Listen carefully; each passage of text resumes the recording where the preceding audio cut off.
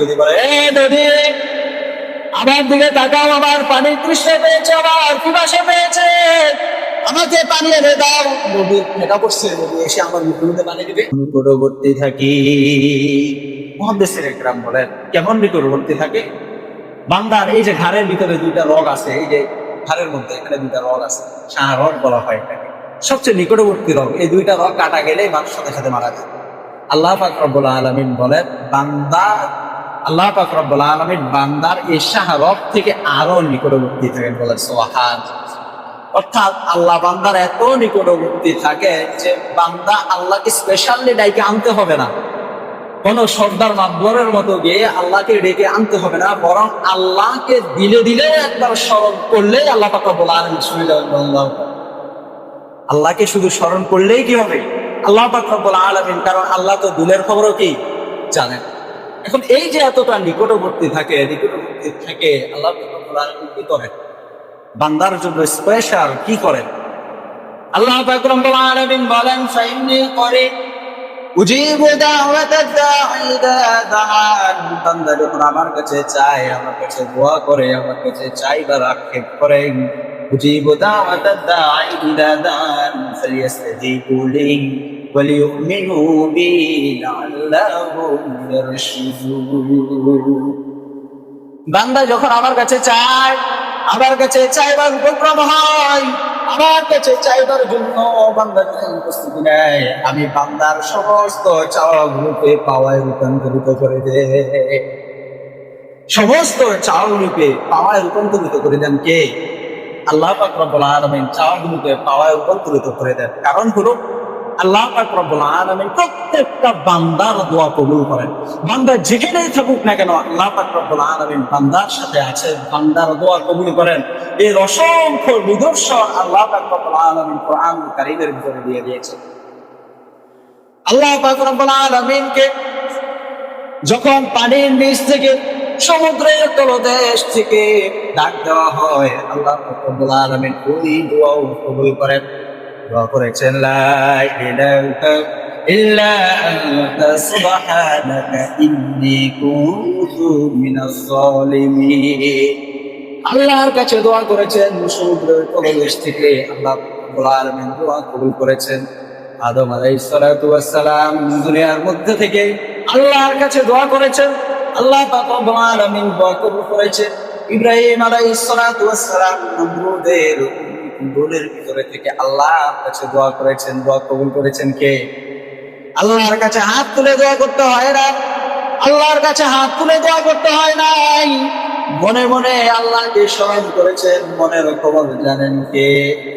যে নবী, যে আল্লাহ আদম আলাইহিস সালাতু ওয়াস সালামের দোয়া কবুল করেছেন, সে আল্লাহ এখন আছে না নাই? যে আল্লাহ ইব্রাহিম আলাইহিস সালাতু ওয়াস সালামের দোয়া কবুল করেছেন অগ্নিকুণ্ডলীকে, ইব্রাহিম আলাইহিস সালাতু ওয়াস সালামের জন্য শান্তিময় করে দিয়েছেন। এতটা গরম করেন নাই যতটা গরম করলে ইব্রাহিম কষ্ট পায়, এতটা ঠান্ডাও করেন নাই যতটা ঠান্ডা করলে ইব্রাহিম কষ্ট পায়। সে আল্লাহ এখনো আছে না নাই? এখনো পর্যন্ত সে আল্লাহ আমাদের মধ্যে বিদ্যমান। আল্লাহ পাক রব্বুল আলামিন বলেন, আল্লাহর হাবিব সাল্লাল্লাহু আলাইহি ওয়াসাল্লাম বলেন, ইন্না রাব্বাকুম হাইয়ুন কারীম। নিশ্চয় নিশ্চয় তোমাদের প্রতিপালক, তোমাদের রব হলো হাইয়ুন কারীম। তিনি হলেন চিরঞ্জীব, তার কোনো মৃত্যু নাই। তিনি ছিলেন এবং থাকবেন। তিনি কখনো ঘুমান না, তিনি কখনো দুর্বল হন না, তিনি কখনো ফেলবাও যান না। সেই মালিকের নাম কি? জোরে বলেন, সেই মালিকের নাম কি? আল্লাহ পাক রব্বুল আলামিন কখনো ঘুমান না, তিনি কখনো দুর্বল হন না। তার কাছে যেখানে থেকেই মানুষে চায়, আল্লাহর বান্দারা চায়, দোয়া কবুল করে নেন কে? শুনে নেন কে? আল্লাহ পাক রব্বুল আলামিন বান্দার সমস্ত প্রার্থনাগুলো শুনে নেন, দোয়াগুলোকে কবুল করে নেন। আল্লাহ পাক রব্বুল আলামিনের এত দয়া, এত শক্তি, এত ক্ষমতা জানার পরেও এক দল আছে আল্লাহকে আল্লাহ বলে স্বীকৃতি দেয়, আল্লাহর কাছে তারা চাইতে রাজি না। তারা আল্লাহর কাছে, এক আল্লাহর কাছে চাইবে, এটাতে তারা সন্তুষ্ট না। আর এই যে তারা সন্তুষ্ট না, এই বিষয়টা আল্লাহ পাক রব্বুল আলামিন জানেন কি জানেন না? আল্লাহ পাক রব্বুল আলামিন জানেন, যার কারণে আল্লাহ পাক রব্বুল আলামিন নিজেই এর ঘটনা বর্ণনা করে দেন যে যারা আমি আল্লাহকে রব বলে স্বীকৃতি দেন না, শুধু আমার কাছে চায়, যারা সন্তুষ্ট না, বরং তারা কি করে, তারা নিজেদের হাতে খড়কুটা, ইট বালি, সিমেন্ট দিয়ে কিছু জিনিস বানায়। হাত আছে একটা, দুইটা, তিনটা বা পাঁচটা বা 10টা, লাগায় দেয় কি দেয় না? এই যে হাত 5টা 10টা দিয়ে বানায়, পিছন দিয়ে একটা বাঁশ দিয়ে এটাকে ঠেলা দিয়ে দাঁড় করে, ঠিক কিনা? দাঁড় করানোর পরে আবার এটার কাছে কি করে, এটার কাছে কি করে, এটার কাছে আবার চায়, এটার কাছে আবার কি করে, সিজদা করে। সিজদা দেওয়ার পর কয়দিন পর এটারই আবার পানির মধ্যে ফালায়া চুবাইয়া ফালায়া দিয়ে আসে। আল্লাহ পাক রব্বুল আলামিন তাদের ব্যাপারে বলেন, মুহাদ্দিসিনে কেরাম বলেন, আল্লাহ পাক রব্বুল আলামিন তাদের ব্যাপারে আক্ষেপ করে বলেন, কেমন বলেন? লাহু দাওয়াতুল হক ওয়াল্লাযীনা ইয়াদউনা মিন দুনিহি লা يستجيبون لهم بشيء إلا كباسط كفيه إلى الماء ليبلو فاه وما هو ببالغه وما دعاء الكافرين إلا في ضلال. আল্লাহ পাক রব্বুল আলামিন বলেন, লাহু দাওয়াতুল হক, তাদের দাবির মধ্যে যদি তারা সত্যবাদী হয়ে থাকে, ওয়াল্লাযীনা ইয়াদউনা মিন দুনিহি, তারা যাদের পূজা করে, যাদের উপাসনা করে, যাদের কাছে চায়, ইয়াদউনা মিন দুনিহি, আল্লাহ পাক রব্বুল আলামিনকে ছাড়া যাদের কাছে তারা চায়, লা ইস্তাজিবুনা লাহুম বিশাইইন, তারা তাদের কোনো দোয়া কবুল করতে পারে, কোনো চাহিদা পূরণ করতে পারে, কোনো দোয়া পূরণ করতে পারে না, কোনো চাহিদা তারা পূরণ করতে পারে না, বরং তাদের অবস্থা কেমন?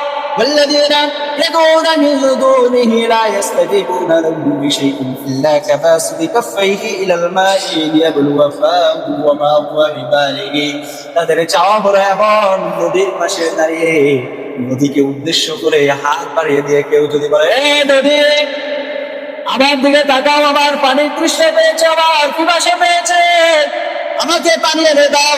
নদী ঠেকা পড়ছে, নদী এসে আমার মুখের মধ্যে পানি দিবে, ঠেকা পড়ছে, নদী এনে দিবে আমার মুখে পানি।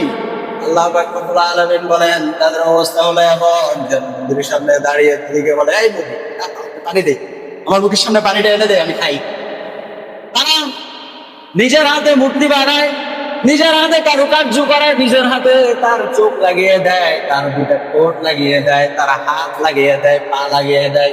নিজেরা যদি হাত দিতে না পারে, যে প্রভুর হাত নাই, নিজেরা যদি পা লাগিয়ে না দেয়, তাহলে যে প্রভুর পা নাই, নিজেরা যদি সুন্দর করে দুটা চোখ আট করে না দেয়, তাহলে প্রভু কি নাই? চক্ষু নাই। যে প্রভুর হাত নাই, যে প্রভুর পা নাই, যে প্রভুর চক্ষু নাই, যে প্রভুর লড়তেও পারে না, ওই প্রভু আবার তার উম্মতদেরকে, তার বান্দাদেরকে কি দিবে? আল্লাহ পাক রব্বুল আলামিন বলেন, ওয়া মা দুআউল কাফিরিনা ইল্লা ফি দালাল। আল্লাহ পাক রব্বুল আলামিন বলেন, যারা চায়, যার কাছে চায়, উভয় দলে নষ্ট, উভয় দলে ক্ষতিগ্রস্ত, উভয় দলে হলো নষ্ট। যারা এমন বানিয়ে তাদের কাছে চায়, যাদের কাছে চায়, উভয় দলে কি? উভয় দলে ভ্রষ্ট, উভয় দলে হলো নষ্ট। এমন প্রভু বানায়া তাদের কাছে চাওয়া যাবে? চাইতে হবে একমাত্র কার কাছে? তিনি হলেন একমাত্র আল্লাহর কাছে চাইতে হবে। এরপরে আল্লাহ পাক রব্বুল আলামিন সূরাতুল হজ্জের 75 নম্বর আয়াতের ভিতরে আরো আক্ষেপ করে তাদের বাস্তবতা তুলে ধরে বলেন, কেমন করে তারা আল্লাহ ব্যতীত মানুষের কাছে চায়, আল্লাহ ব্যতীত তারা কেমন জিনিসের কাছে চায়। আল্লাহ পাক রব্বুল আলামিন তাদের বাস্তবতা তুলে ধরে বলেন, ইয়া আইয়ুহান নাসু দুরিবা মাসালুন ফাসতাবিউ লাহু ইন্নাল্লাযীনা তাদউনা মিন দুনিল্লাহি لا يخلقوا ذبابا ولو اجتمعوا له। আল্লাহ পাক রব্বুল আলামিন বলেন, ইয়া আইয়ুহান নাসু দুরিবা মাসালুন ফাসতামিউ লাহু, হে আমার উম্মতগণ, লোক সকল শুনে রাখো, তোমাদের সামনে একটা ঘটনা বলি, সুন্দরভাবে শোনো। তোমাদের কাছে একটা বাস্তবতা তুলে ধরে তোমরা সুন্দরভাবে শোনো। ফাসতামিউ লাহু, মনোযোগ দিয়ে শোনো। আল্লাহ পাক রব্বুল আলামিন বান্দাদের দৃষ্টি আকর্ষণ করে বলেন, ইন্নাল্লাযীনা তাদউনা মিন দুনিল্লাহি লা ইয়াখলুকু যুবাবান ওয়া লাউ ইজতামাউ লাহু ওয়া ইন ইয়াসলুবহুমুয যুবাবু শাইআন লা ইয়াস্তানফিযুহু মিনহু ضعف الطالب